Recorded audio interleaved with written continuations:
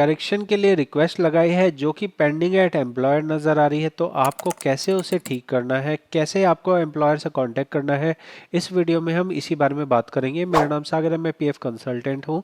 मैं जो आपको अकाउंट दिखा रहा हूं इस आदमी का मैंने ही रिक्वेस्ट लगाई है। तो जो मैं आपको कहने जा रहा हूं ये रियल जानकारी, ये प्रैक्टिकल जानकारी है। सबसे पहले आपको थोड़ा सा बेसिक समझा दूं। बेसिक बात यह है कि पीएफ ऑफिस ने जो नया करेक्शन का सिस्टम बनाया है उसमें ये बनाया है कि अगर आपका 1 अक्टूबर 2017 से पहले का यूएन नंबर बना हुआ है, मतलब किसी ने जब नौकरी चालू करी तो 1 अक्टूबर 2017 से पहले चालू करी थी, अगर ये कंडीशन है तो आपकी अगर कोई भी करेक्शन आपको करनी है तो उसमें कंपनी के पास रिक्वेस्ट जाएगी, कंपनी के पास रिक्वेस्ट जाएगी। लेकिन अगर 1 अक्टूबर 2017 के बाद की आपकी रिक्वेस्ट है तो आपके कंपनी के पास नहीं जाएगी, सीधे सीधे आपके खुद के करने से ये रिक्वेस्ट अप्रूव हो जाएगी। यहाँ पे ये ध्यान देना होगा कि यहाँ पे भी 3 रिक्वेस्ट ऐसी है जो आपके एम्प्लॉयर के पास जाती है। वो क्या क्या है? डेट ऑफ ज्वाइनिंग को अपडेट करना, डेट ऑफ एग्जिट को अपडेट करना और रीजन ऑफ लिविंग को अपडेट करना। अगर ये 3 चीजें हैं तो भले ही आपने कभी भी नौकरी करी हो, आपकी रिक्वेस्ट को एम्प्लॉयर को अप्रूव करना ही पड़ेगा। तो यहाँ पे आपने ये समझ लिया। अब आपके एम्प्लॉयर के पास क्या होना है, कैसे होना है, ये समझते हैं। आपको आपके कंपनी का नाम नज़र आ रहा है जहां आपने करेक्शन की रिक्वेस्ट लगाई है। अगर आपके जिस आईडी में आपको करेक्शन करनी है उसी आईडी में ही करेक्शन हो सकती है। ऐसा नहीं है कि आपकी आईडी आपने करेक्शन लगाई है कंपनी नंबर ए में और अप्रूवल दे देगा कंपनी नंबर बी, ऐसा नहीं होगा। तो आपको कंपनी का नाम नज़र आ रहा है, आपको ये नज़र आ रहा है कि किस तारीख में आपने रिक्वेस्ट लगाई है, आपको ये नज़र आ रहा है कि किस चीज़ की आपने करेक्शन लगाई है। तो अब आपका काम ये बनता है कि आप अपने कंपनी को कांटेक्ट कीजिए और कंपनी से कहिए कि मेरी रिक्वेस्ट को अप्रूव कर दिया जाए।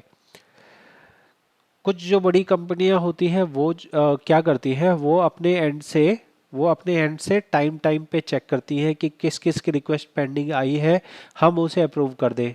लेकिन अगर ऐसा कंपनी ने नहीं किया, आपने 2 दिन 4 दिन 10 दिन वेट कर लिया, नहीं किया गया, तो फिर आप अपने एंड से उन्हें कांटेक्ट कीजिए। कांटेक्ट करने के 2-3 तरीके हो सकते हैं, जैसा कि आपको कोई आपके किसी सुपरवाइजर का नंबर हो आप उनको कॉल कर दीजिए, या फिर नहीं होता है तो वेबसाइट से उनका कस्टमर केयर निकालिए, सपोर्ट टीम से बात कीजिए। अगर वो भी नहीं होता है तो पीएफ ऑफिस जाइए, वहाँ जाके एम्प्लॉयर का जो कॉन्टैक्ट डिटेल हो वो निकलवाइए, फिर जाके आप उन्हें कांटेक्ट करके ये अपनी रिक्वेस्ट करवा सकते हैं। उस केस में क्या होगा, जब कंपनी बंद हो गई, अगर कंपनी बंद हो गई तो ये ऑनलाइन के रिक्वेस्ट से नहीं होगा, फिर आपको फिजिकल जॉइंट डिक्लेरेशन फॉर्म भर के अपने पीएफ ऑफिस में जाके जमा करना होगा। लेकिन जमा करने से पहले साइन करवाना होगा। साइन करवाने के लिए बहुत सारे लोगों का नाम यहाँ पे सजेस्ट किया गया है, जैसे आपके यहाँ के विधायक, आपके एमएलए, आपके जो एमपी, यहाँ पे पीएफ ऑफिस में जो कुछ बोर्ड मेंबर होते हैं उनके भी सिग्नेचर हो सकते हैं, जिन्हें सेंट्रल बोर्ड के मेंबर कहा जाता है। उन लोगों के 13-14 लोग होते हैं, उनके साइन करवा सकते हैं। और सबसे ज़्यादा इफ़ेक्टिव जो तरीका है, जो आपके कंट्रोल में ज़्यादा है, वो है कि आपका जहां बैंक खाता हो उस मैनेजर से आप अपने जॉइंट डिक्लेरेशन पे मोहर लगवा सकते हैं। जॉइंट डिक्लेरेशन पे मोहर लगा के वो दे देगा, फिर पीएफ ऑफिस में जमा हो जाएगा, फिर आपकी एक करेक्शन हो जाएगी।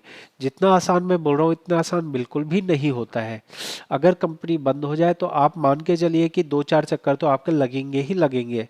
तो इसलिए अपनी कमर कस लीजिएगा। अगर आपको लगे कि भाई जितना पैसा मेरा है उस पैसे को वसूल करने के लिए अगर मैं 2-4 चक्कर लगाऊंगा भी तो भी ठीक है, तभी आप ये काम कीजिएगा, वरना हाथ जोड़ लीजिएगा, भगवान हमसे गलती हो गई, हमने पीएफ कटवा लिया। आपके पास ऑप्शन वैसे नहीं होता है, मैंडेटरी होता है, जहाँ कट रहा होता है वहाँ कटना ही है। तो यहाँ पे ऐसा ना हो जाए कि जो है मुर्गी 10 रुपए की और मसाला 100 रुपए का, ऐसा ना हो। इसलिए मैं आपको रियलिटी बता देता हूँ कि कंपनी बंद हो जाए तो फिर आपको करेक्शन करने में प्रॉब्लम आ सकती है, जो कि सिस्टम ऐसा बना हुआ है तो आनी ही है। ठीक है, आपको अगर जानकारी सही लगे तो आप ज़रूर से चैनल को सपोर्ट कीजिए सब्सक्राइब करके। जब आप सब्सक्राइब करते हो तो ये मत समझो कि ये कोई ऐसे ही नॉर्मल लाइन है, नहीं भाई, मैं यहाँ इंसान हूँ, मैं यहाँ पे अपना टाइम लगा के बता रहा हूँ आपको।